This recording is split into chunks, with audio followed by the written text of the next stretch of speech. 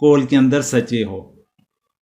اب موت کے حوالے سے ایک دو باتیں عرض کرنا چاہوں گا۔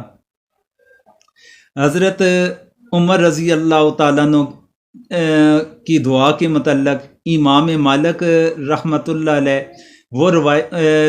فرماتے ہیں کہ حضرت عمر رضی اللہ تعالیٰ عنہ نے اپنی دعا میں فرمایا کہ اے اللہ میری قوت ضعیف ہو گئی اور میری عمر زیادہ ہوگی اور میری رعیت جا بجا پھیل گئی، اب اے اللہ مجھے صحیح سالم بلا کسی کے حق کے ضائع اور کوتاہی کیے ہوئے اپنے پاس بلا لے۔ چنانچہ اس دعا کو 1 مہینہ بھی نہ گزرا تھا کہ حضرت عمر فاروق رضی اللہ تعالیٰ عنہ کی وفات ہوگی۔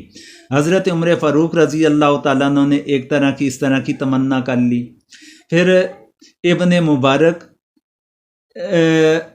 نے باب زہد میں اور امام بہیقی نے حضرت ابن عمر رضی اللہ عنہما سے روایت کیا کہ رسول اللہ صلی اللہ علیہ وسلم نے فرمایا مومن کا تحفہ موت ہے۔ دلمی نے بھی حضرت جابر رضی اللہ تعالیٰ عنہ سے اس مضمون کو نقل کیا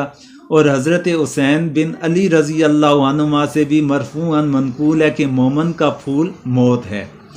تو موت کی دعا کا طریقہ کار کیا ہے کہ اگر انسان نے موت اللہ تعالیٰ سے مانگنی ہے تو موت کی دعا کا طریقہ کار حضرت انس رضی اللہ تعالیٰ عنہ سے روایت ہے کہ رسول اللہ صلی اللہ علیہ وسلم نے فرمایا مصیبت کے سبب کوئی تم میں سے موت کی ہرگز تمنا نہ کرے،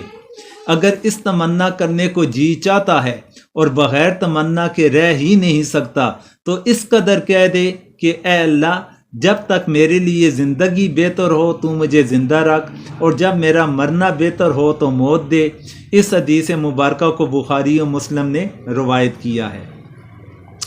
تو یہودیوں کی موت کے